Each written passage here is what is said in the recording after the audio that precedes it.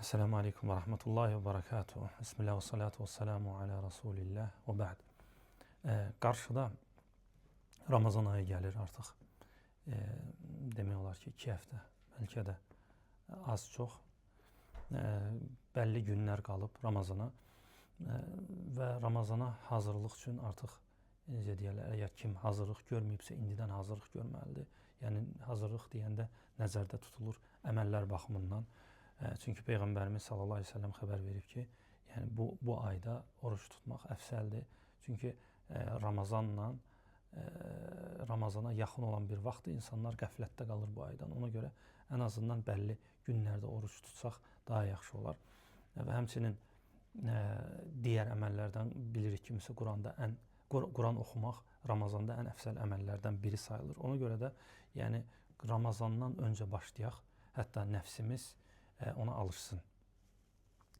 Və tövsiyə olunur ki, kim Quran oxumağı hələ də yəni bacarmırsa, Quran oxuya bilmirsə, bu ay fürsətdir, indidən başlasın.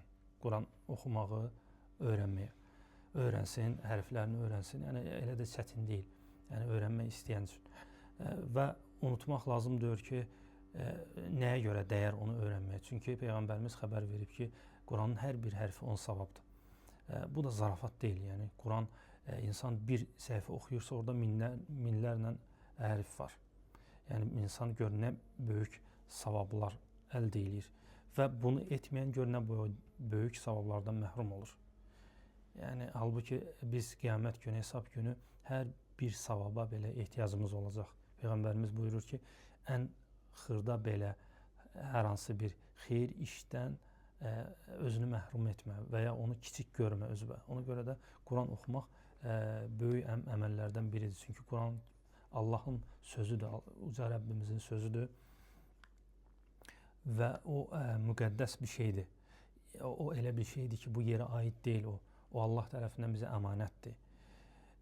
O bizə müvəqqəti olaraq göndərilib. Hətta qiyamət qopmamışdan qabaq artıq hətta kitabda belə, Quran-ı Kərimdə belə hərflər qalmayacaq. Çünki o Allahdan bizə böyük bir əmanətdir. Ondan gəlib və ona təzədən qayıdacaq. Ona görə yəni kim bu məsələdə boşluğu varsa, tövsiyə olunur ki, Quran oxumağı öyrənsinlər. Mütləq bu fürsətdir. Ramazandan qabaq başlasınlar, hətta Ramazanda bu işə necə deyirlər, bu savablardan pay götürə bilsinlər. Amma kimlər ki artıq oxumağı bacarır, onlar indidən başlamalıdırlar. Xüsusən də il boyu əgər çox da Quranla necə deyirlər, inaya göstərmirlərsə, istəyirlər ki, Ramazanda daha çox Qurana bağlı qalsınlar, indidən başlasınlar.